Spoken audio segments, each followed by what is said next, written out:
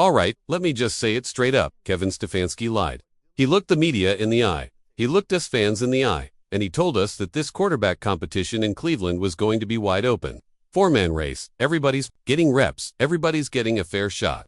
And at the time, I wanted to believe him. I think most of us did want to believe him. But now I'm sitting here watching everything unfold, and I feel like I got played. Because from everything I've seen so far, it hasn't been a four-man competition at all. It's barely even been a three-man competition. The only guys getting meaningful reps with the first team working with the vets are Joe Flacco, Kenny Pickett, and Dylan Gabriel. That's it. My guy Shedeur Sanders. He hasn't touched the first team, not once, not a single rep, and that just doesn't make any sense to me. You mean to tell me this young man comes in, does everything right during the pre-draft process, works his tail off at minicamp, performs with consistency in OTAs, and he still can't get one single opportunity with the starters? Come on now, how is that an open competition? So, please take 2 seconds to hit the subscribe button, like the video, and leave your thoughts in the comments.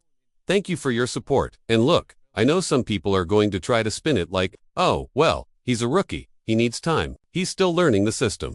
Okay, fine, but then, don't tell us it's going to be a fair, open battle from the jump. Just be real about it. Say you've got a plan. Say you're easing him in. Say you're going to evaluate as things unfold. But don't go in front of the cameras and tell all of us that every quarterback is going to get their shot, and then proceed to not give one of them a shot. That's disrespectful to Shedeur, and it's disrespectful to the fans who actually care about this team. Because here's the thing people are noticing.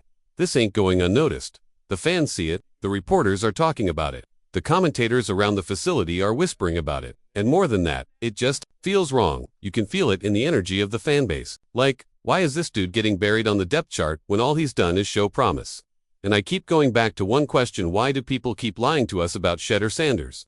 It's like every step of the way, people try to downplay this guy, or deflect attention from him, or act like he doesn't deserve to be in the conversation. But why? Why are we pretending he doesn't deserve to compete? Why does Stefanski tell us it's a four-man competition and then proceed to give only 3 of those guys actual chances? And look, I know this might sound like I'm just venting, but it's deeper than that. I'm watching this situation, and I see Dylan Gabriel getting all these reps, right? He's the rookie they actually did draft. He was taken earlier, and I get it. When you use a high pick on a guy, you want to give him every opportunity to prove himself. But that doesn't mean you just ignore everyone else. That doesn't mean you take Shedeur, who, in my opinion, is just as talented, if not Morand, shove him to the background. Because here's the kicker. Dylan hasn't exactly been lighting it up. There are people inside the building who've been talking about him struggling with the first team. I'm talking about batted passes, missed throws, inconsistency. And if you're seeing all that, why not say, you know what? Let's give Shedeur a look. Let's see what the kid can do with the same opportunity. What's the harm in that? I'll tell you what the harm is. They don't want to look like they made a mistake. That's what this really comes down to. They picked Dylan Gabriel in the 3rd round, and now they feel like they have to make it work. They don't want to admit that maybe, just maybe, they overlooked someone better who was sitting right there the whole time. And I get it. Nobody wants to admit they might have been wrong, but that's the kind of thinking that holds teams back. That's the kind of ego-driven stuff that prevents real competition from happening. And what's wild is that Shedeur's been balling in the reps he's actually gotten. Sure, he's working with the 2s, the 3s, sometimes even the 4s. But every time he's out there, he's the most consistent passer on the field. He's making all the throws. He's turning heads. He's doing what he's supposed to do. He's not out there trying to be flashy or draw attention to himself. He's just showing up and delivering. And still, no first-team reps.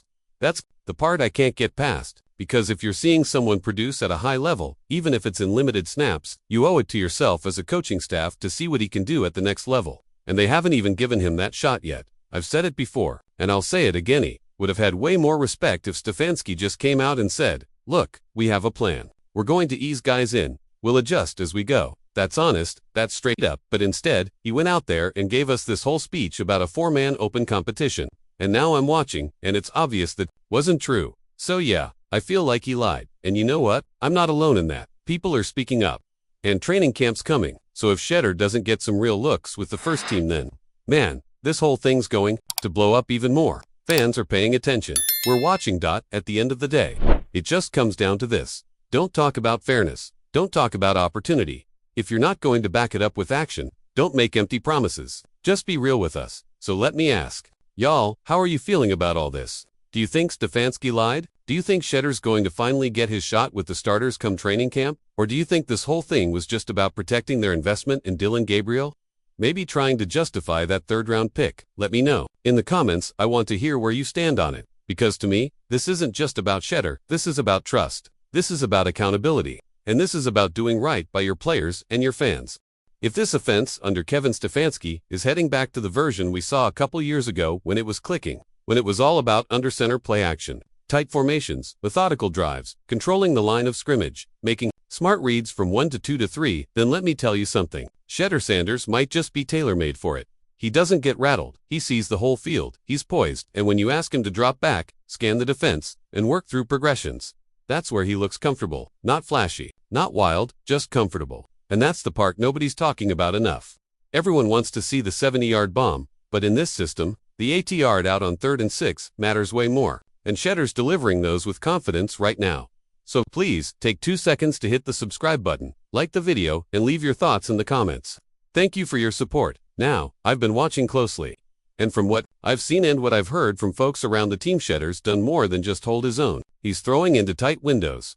He's taking smart risks. He's showing that he's got the nerve to let it rip when he needs to. That's not something you expect from a rookie walking into a room with Joe Flacco and Kenny Pickett. But here's the thing, they like where he is right now. The staff, the veterans, everyone. But this next part is key. Stefanski's got to come into training camp with a clear plan, a real structure, not just vibes and open competition talk. I'm talking depth charts, defined roles, time management between reps, because if this quarterback room's going to stay healthy and productive, Stefanski's going to have to get surgical with how he handles these guys. But here's what I'm reading between the lines. They already know. I don't think this is a three-way race. I think the top 2 spots are already locked in, even if they're not saying it yet. I think they've already decided that Joe Flacco and Shedeur Sanders are sitting at the top of the board. And let me tell you why I believe that. There was an entire minicamp day, an entire day where Joe Flacco didn't throw a single pass, didn't take a single rep. You think that was random? Nah, that was by design. That tells me they're saving his arm. They're pacing him, and that also tells me something else. They're giving Shedeur room to breathe. They're letting him show what he's got. And from what I've heard, he's showing plenty. Yet, insiders just dropped a report saying Shedeur isn't being pushed aside at all. In fact, he's still being evaluated right alongside the vets Flacco and Pickett. And even though people have been harping on his lack of first-team reps, the truth is the final decision hasn't been made. So if you're one of those people who already wrote him off, you might want to hit the brakes and reevaluate, because here's the real shocker. According to multiple reports, Shedeur was the best player on the field at the most recent Browns minicamp. That's not me being dramatic. That's what the insiders are saying. That he didn't just belong, he stood out, he made plays, he looked sharp. And now there's this growing feeling that he's no longer just some developmental piece in the background. He's a legitimate contender for QB1. And the veterans, they're not pulling away. They're leaving the door wide open. Let's be honest here. Joe Flacco and Kenny Pickett haven't exactly separated themselves. You know what Flacco gives you? Safe, steady, serviceable. And with Pickett, you hope he takes a step forward. But so far, that hasn't happened. Which leaves the door cracked open just wide enough for someone like Shedeur to walk through. And here's what's different about him, what's catching everyone's attention is that he's already playing with the poise of a veteran. That's rare, especially for someone stepping into their first NFL offseason. His pocket presence, his mechanics, his command of the huddle. It's all way ahead of schedule. And as a rookie, that's exactly what you need to have a real shot in a Stefanski-led offense. Now I want to bring in something Dan Orlovsky said on ESPN, because it really puts this into perspective. Orlovsky watched the tape, heard the reports, and asked the question we've all been circling. If Shedeur keeps this up into preseason, why wouldn't the Browns seriously consider starting him? He said it would actually make more sense to roll the dice now, and if it doesn't work, you've still got the draft capital in 2026 to go get another guy. That's called weaponizing the draft.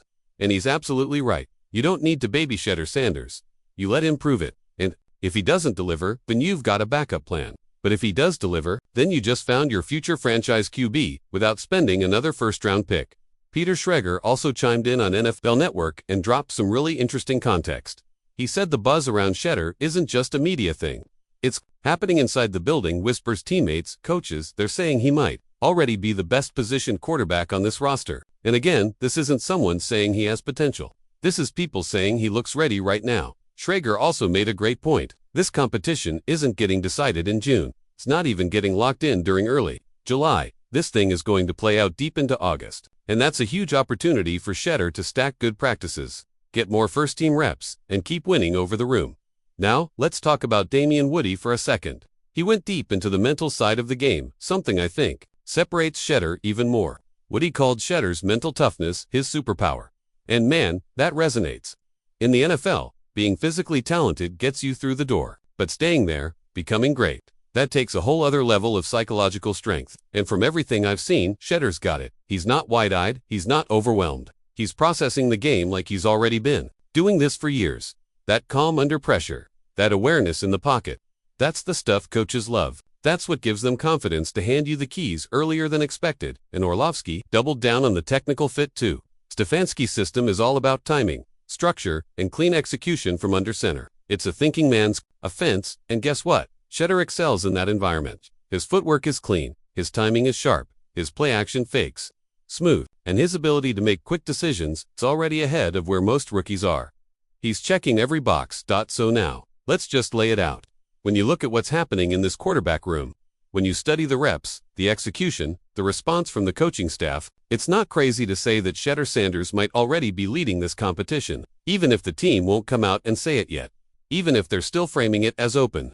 The truth is, the more he plays, the more obvious it becomes. The guy is not just in the mix, he's pushing the veterans. He's making it hard to justify sitting him. And now it's your turn, because I want to hear what you think about this. Is Shedeur Sanders really ready to be the Browns' starting quarterback as a rookie? Do you buy the reports, or do you think this is just off-season smoke and mirrors? Should the Browns take the chance and give the job to the kid? Or would you rather see them start with a steady vet like Flacco or Pickett? And what do you think about how perfectly Shedeur fits Stefanski's offense? Is this a match made in football heaven, or are we still a year too early? Drop your thoughts down in the comments. I'm reading every single one of them, and trust me, this quarterback race, it's only just beginning. Let's talk about it. Thank you for watching and see you next one.